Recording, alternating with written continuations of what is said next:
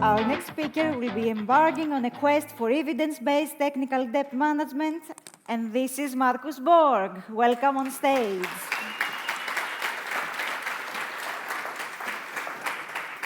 Welcome, Markus. So Markus is a principal researcher at CodeScene and adjunct associate professor at Lund University, and he will be tackling this code ghost, technical debt. Thank you, Markus. Welcome to the stage. Thank you very much. It's great to be here. Fun event. I've learned a bunch already. So now I'm here to show you the missing link between code and business. That's the purpose of this talk. It's a tricky topic, actually, so I'm happy I have some support with me here on stage, as you can see on the slide. So I'm going to now illuminate the costs of technical debt, and I'm going to present also a very concrete remediation plan. A few words about myself first. So I have a background as a developer. I worked with ABB in process automation, very techy stuff, actually. In the beginning, I worked on compilers and editors. And then my job got offshored and ended up in Bangalore in India.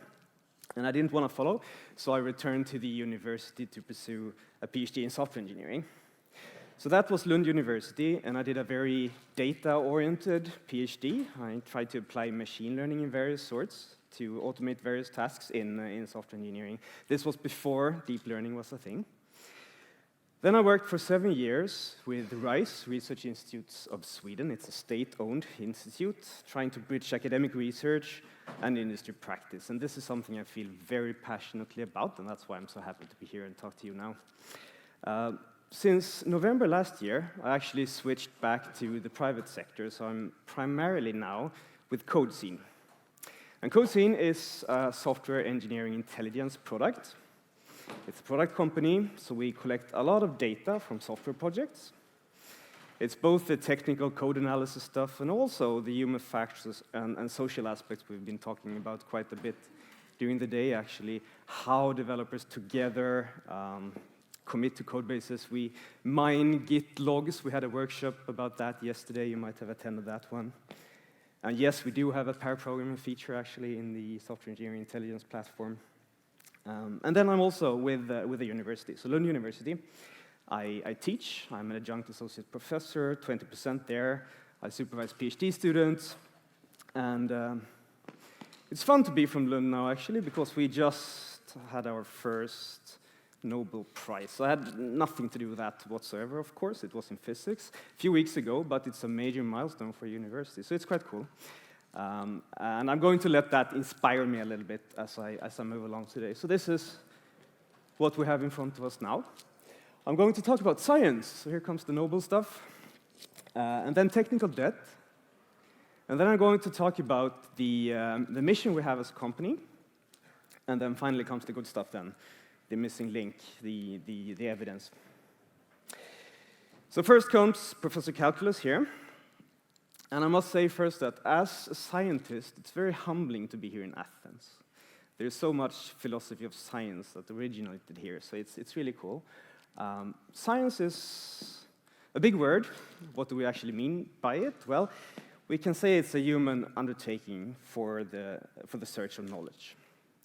And what I really like about science is that it's this continuous process. It's okay to be wrong, actually, if you're a scientist, because you can refine your ideas and move closer to the actual truth.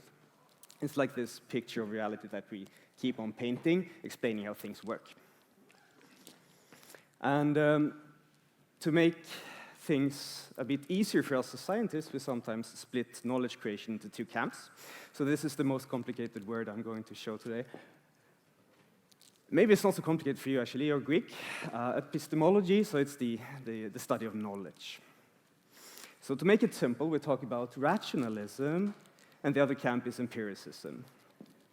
So rationalism is the idea that knowledge is created from logic reasoning. The idea is that all truths are there in your minds, and if you just think about it properly, you can also access it. And yes, it can, of course, be traced back to ancient Greece.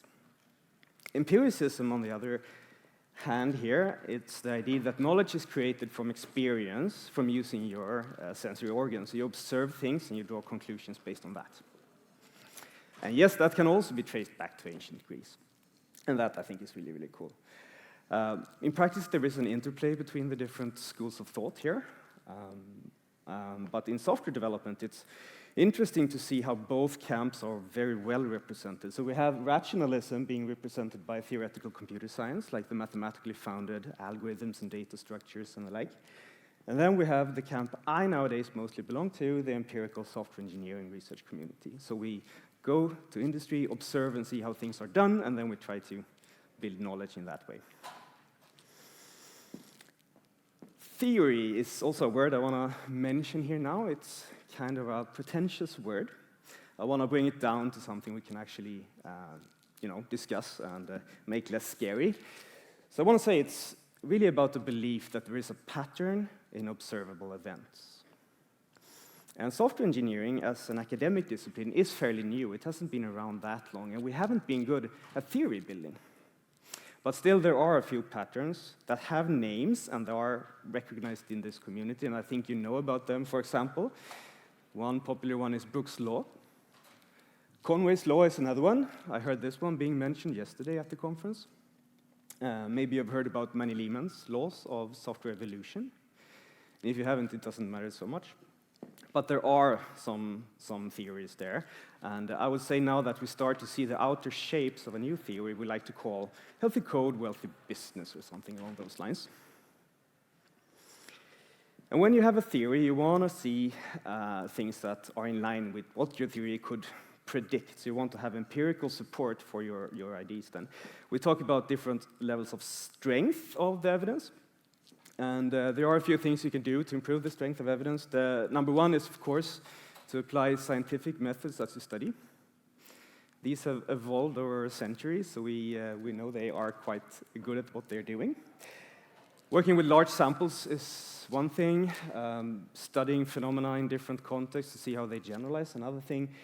Open data, very important nowadays in contemporary science. Show me the data, show me the scripts, let us replicate the work. This is very important now. There are other things you can do as well, right? But that's a good start. So best in class when it comes to study designs, when you want to bring evidence to the table, is to do randomized controlled trials, as we tend to do in medicine. Actually, you have to do it before putting a new drug on the market. What we do then is we sample from a population, and then we use the incredible power of some randomness. We heard about genetic algorithms yesterday, also using randomness. This is really, really a powerful technique. So what you do is then you randomly assign from your sample into groups. And the cool thing with the randomness here is that you take care of individual variation among the people here. Genetics, socioeconomic background, things like that, that will be distributed in the groups. In one of the groups, you intervene. For example, you add a drug. And in the other group, the control group, you have a placebo instead. And then you get results, and you can compare outcomes from different groups. And this means you can actually say something about the efficacy of a drug. This you very rarely see in academic software engineering papers. It's very hard to do, actually. The randomization here is hard to do. Often it's unethical, it's not realistic to do it in a company. You might see it in classroom settings with students sometimes. A lot of psychology stuff, a lot of Kahneman-ish research has actually been done in classroom settings. That's fine. In psychology, you can typically isolate phenomena much easier than you can in software engineering. So this is hard to do. What we tend to do a lot is repository mining. So we have a sample of developers, and then we study a project, for example, over a year or two or something like that. We get data, and then we retrospectively look at the data. So it's an observational study instead. And the problem here is you don't have a control group, and this brings us to the problem of causality, so cause and effect relationships. The problem is that in software engineering, there are so many confounding factors at play. And no matter what the geek culture might actually convey, I mean, it's such a social activity. We've seen the pair programming. I mean, there are humans everywhere innovating together, creating code. Organizational aspects matter, processes, how you do it, methods and tools. Market pressure matters a lot. And so here is Professor Calculus again trying to explain that there are two foundational forms of causality. So the first one is, we need his friend also. We need Captain Haddock here. The first example is, Captain Haddock is very fond of his whiskey, A. The first type of causality here, the foundational type of causality, is absolute causality. And when Captain Haddock consumes his whiskey, he gets drunk. So A happens and B follows, always. Absolute causality. And then we have necessary causality. And to explain that, we bring in alcoholism. So for Captain Haddock to develop alcoholism, B, he needs to first consume alcohol, right? So A must happen before B happens. But this is rarely what we see in real life. It's rarely as black and white as this. Often it's something in between, right? But still, we see things like this. So in the European Union, we put warning labels on each and every cigarette package, right? So smoking causes strokes and disabilities, if my translation was correct. But there's no absolute causality here, right? It's not like if you smoke, you get the disability, and it's also not a necessary causality. You might have a stroke even if you've never touched a cigarette, right? But the risk is increasing, and that's enough to put a warning label here on a cigarette package. And that's something I want you to remember towards the end of this talk. There was a fly. Okay, technical debt. Captain Haddock presents this part. I like this illustration. Why does it take so long to add a new window? And technical debt has been around in the software development community for a long time, actually since Ward Cunningham coined the term in the 90s. So we borrowed this financial term, a metaphor to explain that, well, when you do quick and dirty solutions, now it's a little bit like borrowing time from future developers. There are several different definitions of this in the academic literature. I'm a pragmatist. I like simple solutions that work. So I tend to use this definition. It's from Adam Thornhill, the founder of CodeScene. Technical debt is code that is more expensive to maintain than it should be. And this is a bit simplistic, because technical debt can, of course, also be due to architectural choices, requirements being strange, and things like that. But this is a very good starting point for discussing technical debt on the code level. So what you tend to say about technical debt is you have your software, you have technical debt, but you cannot really see the debt. So what you see is, as a user, you see that you might have more defects, you might see that quality degrades, performance might go down. And as an engineering manager, maybe someone in this room has also seen that it takes longer than expected to add new features on top of what you already have. So what did this have to do with Captain Haddock then? Well, it's because we like to explain this, at least partly, by a cognitive bias known as hyperbolic discounting. So again, from psychology, this is explains how humans tend to, value the now and the near future way higher than what comes a bit later in the future. And this is something that, for example, is used to explain different types of addictions, such as Captain Haddock may be pouring a little bit more whiskey into the glass in the evening, even if he knows that, the day after it will come back and hurt. We see this a lot, actually, in software engineering due to the fierce market pressure we often have. So there is this pressure to just push new features, release, even though you know that it will be more difficult to maintain this later. Okay, so the mission now then. What is it we try to do here? Here comes the main character. So we really want to, connect code and business. There is a missing link here. There is something here that needs to be identified. And to do that, we need to talk about quality, which is a difficult concept to pinpoint. It's so multifaceted. There are so many aspects to it. It really depends on which perspectives you take, right? And when you want to measure it, it's tricky, but we do our best at CodeScene. So this is an example of an analysis I did a few weeks ago. This is MongoDB. We love MongoDB, I should say that also. So what you see here is a visualization. Visualizations are great, actually, to discuss code, make it more tangible, and discuss with different stakeholders. So it looks a little bit like, cell cultures here growing on some Petri dish, maybe. Let me zoom in a bit. What you see here, the innermost circles, these are individual files in the MongoDB database. Not in the database, not in the repository, the open source repository, right?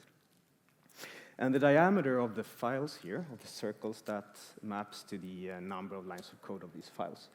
And then you see some gray, bigger circles here. That's the structure in the repository, the folder structure. So that helps navigating this visualization quite nicely.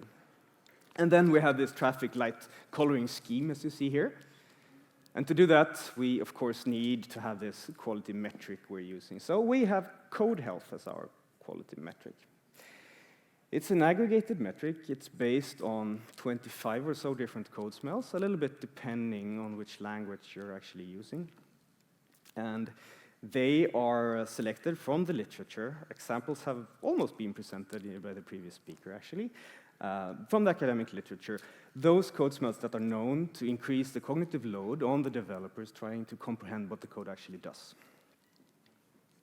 So it's a maintainability-focused metric we have here. So in a nutshell, we have code, we parse it, and we look at code smells on different levels. We have file level smells, function level smells, and row level smells, line level smells. And it could be things like duplicated code, having very large functions, an excessive number of arguments, maybe deeply nested logic, well recognized code smells. We aggregate them in a smart way, and then we get this traffic light here.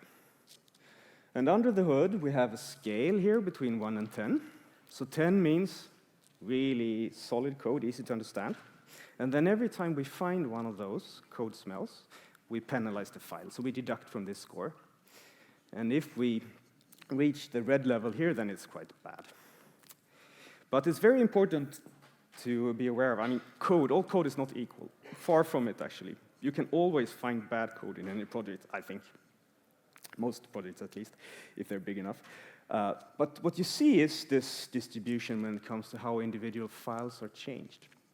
So you have this long tail distribution, and you will find that a subset of the files, maybe 5%, these are frequently changed by developers. So these are the files where developers every day, maybe every week, try to understand what's going on, and they make changes to it.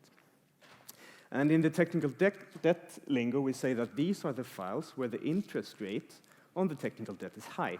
So this is where you focus your refactoring operations. This is where it really matters, and then you can ignore the rest for now. So we can also visualize this, of course. Again, same MongoDB repository. Now the red color here shows the activity in the file, so the churn, how actively these files are actually being developed. And then, as you might imagine, we can then overlay the two perspectives here, both lenses at the same time, and we get a list of files where there is a lot of activity, and the code quality, according to our metric, is low. And these are the files that really would be worthwhile to improve first. So it's quite a good way to get started with this. So many claims here now, so time to bring in some evidence here. So now Snowy comes with a bone. And I should also say that in academia, we love GitHub, right? It has opened so many new possibilities for us to do large-scale code analysis. That's great. At CodeScene, I would say that our niche is rather to study closed-source proprietary studies, because we have that available. And then we can, of course, see what findings from open-source code actually generalizes to the closed-source context. And another benefit of working with a closed source is that we tend to have better access to issue management systems, such as Jira. And the data in those systems is not perfect, but we do have the state machines there. We can see how developers move tickets around to different states. And when we combine that with timestamps from the Git logs, we get some data that is quite useful, actually. So we use that. I will now present some results from a paper we shared last year at the International Conference on Technical Debt. We call this paper Code Red. It was a large-scale analysis of 39 large projects. And there is a preprint that can be identified. It's freely available. The data is there, and the scripts are there if you would like to check the statistics and all that. I want to talk about two of the research questions we had here. The first one is, How does the number of reported defects in source code files correlate with code health? And the other research question is, how much longer development time is needed to resolve an issue in files with low code health? Okay, so the first one here, defects and code health. I'm going to show a few plots now in this presentation. I will have different things on the y-axis. Here is its relative number of gyra defects, so this is normalized here. And then on the x-axis, I will always have code health. So here we have the 3 categories of code health we're working with. And here's the data. So we found statistically significant differences here between all 3 categories. And especially the difference between the green code and the red code was quite big. So 15 times more defects on average for the files with the red and poor code health. And this is really a finding that matters something you can share with upper level management. This is something they will understand, I think. We can also combine it with our analysis of time here. So now we have on the y-axis the relative time in development, as we call it. And by that, I mean the implementation time that is involved with resolving an issue. So it's the time you're actually developing stuff. It's excluding what happens during testing and deployment and other states. And again, on the x-axis, code health. And now the data looks like this. Statistically significant differences between green and yellow and green and red here. And on average, we found that doing the implementation part of an issue in red code takes, on average, 2.2 times longer. So it's more work involved. And by that, we believe that we have done a fairly good validation of code health as a business critical metric, something you can actually talk to upper level management with, and they will understand, because these are important things. I don't want to stop here, actually. I have done a bit more. So this is recent work. This has not been published yet, so it's also a chance to see if you think this makes any sense. Good feedback for me. So we have now pooled data. So the red code data and another data set we used for another publication earlier this year, we put that together. So 79 projects now. And this is the distribution of languages in the data sets we studied here. So 25 languages in total. It's a good mix, representing industrials, what is commonly used out there, I think. C# and C++, these were the biggest languages here. And we wanted to go beyond just looking at differences between the categories here. We wanted to see also relationships and see what we could do with that. So we wanted to do regression modeling. And the easiest, simplest regression modeling you can do is really simple linear regression. As you might have done in like high school, you have data and a line, and you define the line by having an intersection with the y-axis and a slope. And then you could, for example, have defects on the y-axis, code health on the x-axis, and then you could assume that better health would then be associated with having fewer bugs in a file on average. And then we did the same for time in development. But it wasn't a simple linear regression that fit our data the best, so we instead relied on a third-degree polynomial. And I will just show you what the data looks like. I think it's quite interesting. So again, code health on the x-axis, y-axis now, the average number of gyra defects. And this is the data. And what we see here is, the lowest levels of code health, high number of defects on average. Then it goes down, and we have a plateau here from code health 4, 5 something, and then again, after reaching high levels, it goes down. So from 9, there is actually a decrease again.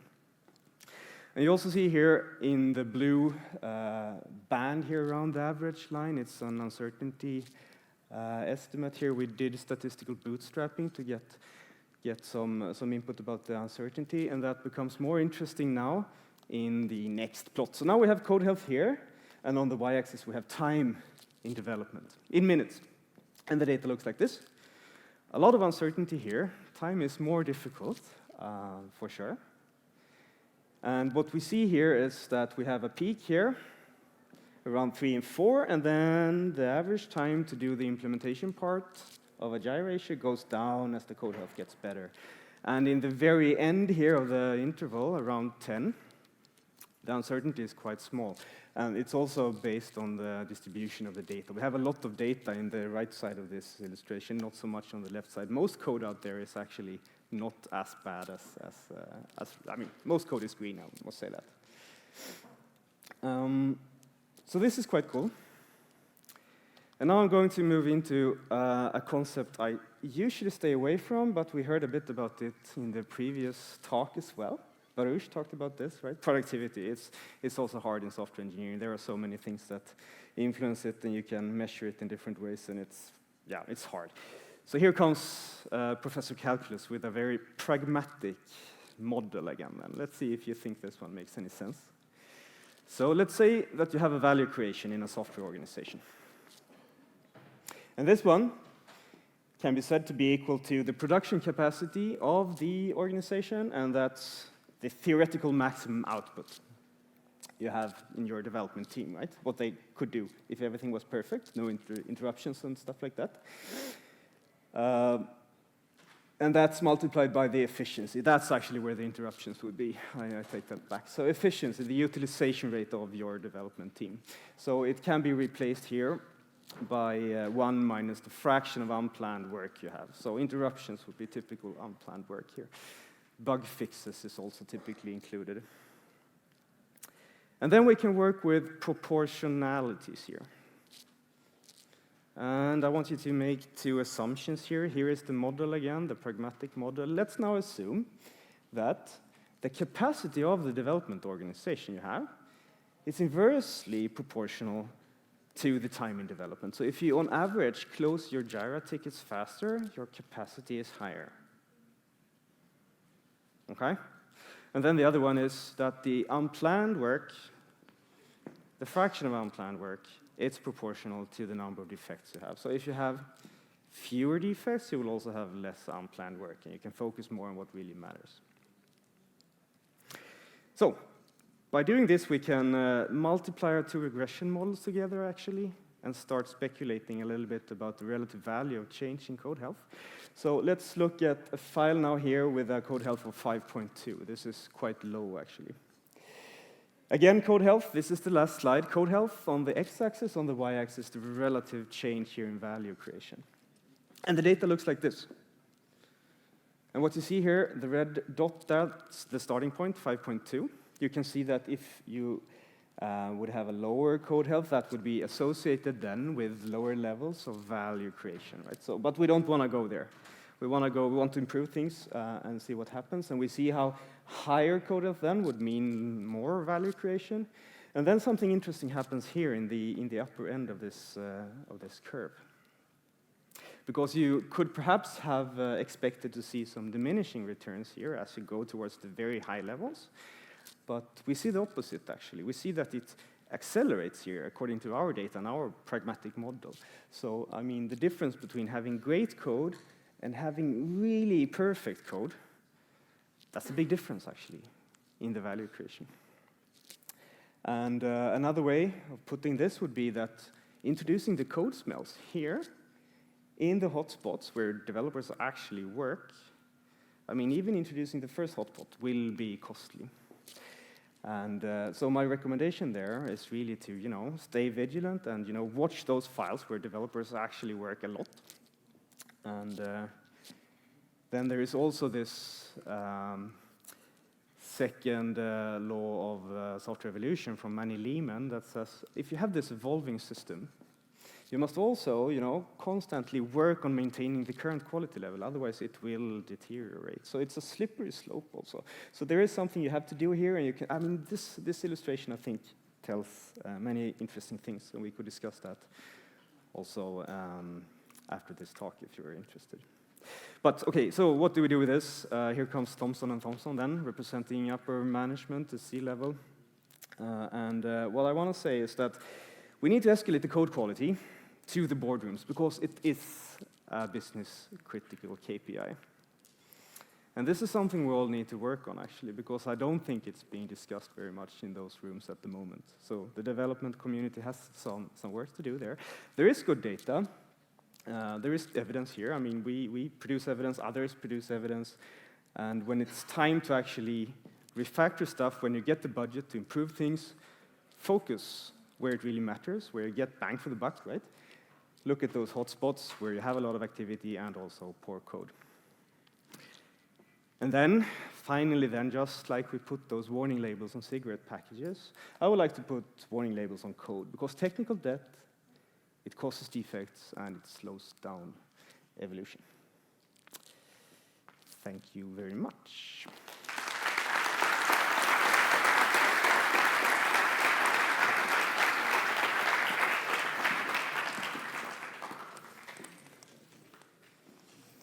I love the dog, though. Eh? The dog, yes. Yes, is that yours? Does anyone have a dog? I actually have a chewing. Come to the stage, you'll get a chewing bone. I've got two. I have one for you as well.